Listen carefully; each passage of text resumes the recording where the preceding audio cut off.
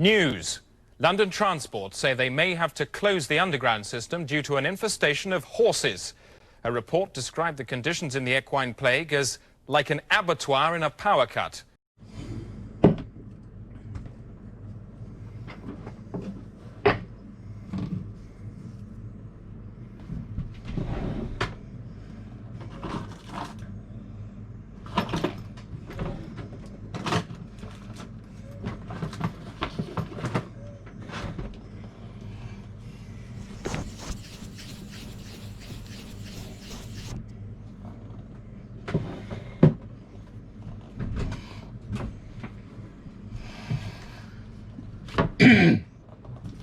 What's up, YouTube?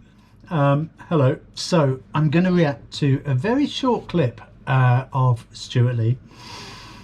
It's entitled "The End of the Planet of the Apes."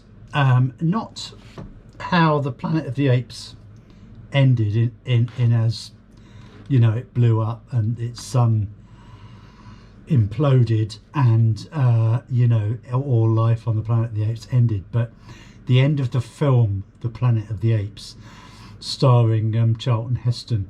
Now this is extremely funny, obviously, but also holds a special frisson for me because I saw this film on TV when I was about, I don't know how old, 11 or 12, maybe even older. And what's funny is, well, I'll tell you after you've watched this. So let's dive literally right in. The original Planet of the Apes is a brilliant film, if you've seen that. The original is fantastic.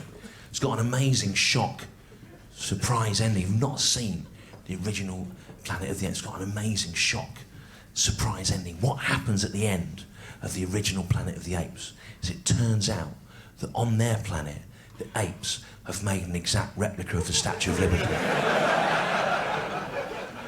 And it's never explained why. And it's mad. And Charlton Heston, he's on the beach at the end, he's on his knees, he's going, why have you made this? Why, you dirty apes? Why have you made this statue? Why? It's a civilization of apes. Why would you represent a human? It's insane. And the apes go, I don't know, we've just done it. It's an amazing scene. It's one of the most iconic images of cinema. It's completely meaningless, so it's stupid. But it's based on a book, Planet of the Apes, by a French post-war intellectual, Pierre Boulle, and the American guy who adapted it for the screen was not allowed to have an Oscar because he was on a McCarthy blacklist for being a Communist Party sympathiser. So it's reasonable to see in Planet of the Apes it's a socialist fable. It's a kind of left-leaning satire of our society in which the orangutans, they're the governing elite, people like David Cameron, George Osborne, Boris Johnson types. The chimpanzees, they're the middle-class liberal intelligentsia, people like Helena Bonham Carter, Robin Ince, Eric Cantona, people like that. And the gorillas, they're the proletariat, people like Ray Winston, Fred West, and that woman who put the cat in the bin.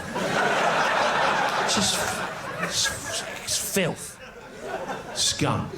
But so it's a satire of here, Planet of the Apes, the same as here, but there's apes in it, and that's what a satire is. If anyone ever says to you, "What's a satire?" and you want to look clever, what a satire is when it's the same as here, but there's animals in it. Right, there you go. So the main thing I have to say is, as I pointed out at the beginning, I watched this film when I was 11 or 12. I'd like to think it's 11 or 12. It may have even been older. But what I remember is that I thought the exact same thing. Why on the Planet of the Apes is there a Statue of Liberty? It doesn't make any sense. It's ridiculous. So I wonder if Stewart Lee, because he's roughly my age, I think he's about a year younger than me, and I wonder if he actually thought the same thing. Now, I don't remember if I thought that for a long time, you know, months or years, or whether I just thought it, and then I realised, you know, immediately, oh, of course, because it's Earth and they've evolved, you know. The other thing I have to say, which just occurred to me while I was watching this, I watched this documentary, and if I can, I'll find it and put it up for you in the up here, because it was quite a good documentary. Bizarre premise, but the idea was, what would happen if everybody on Earth disappeared?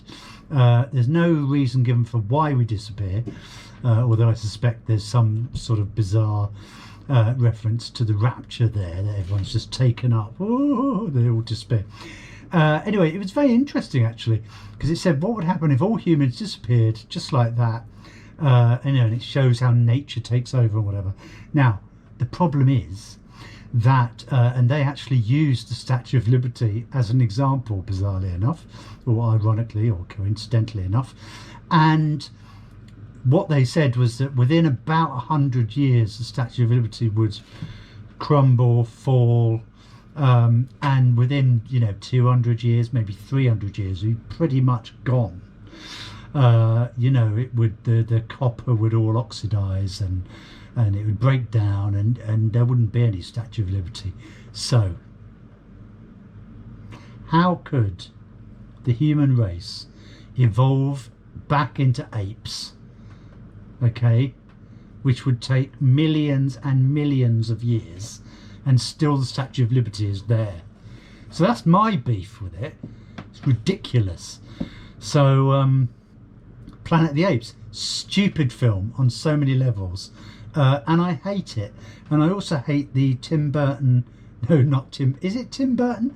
No, I don't think it's Tim Burton, but I also hate the remake by whoever it's bloody by, because they were a twat. Funnily enough, that's got Helena Bonham Carter in it. Has it got Johnny Depp in it? Possibly. There's a load of monkeys anyway. So that's it. Hope you enjoyed that, and don't nobody go nowhere.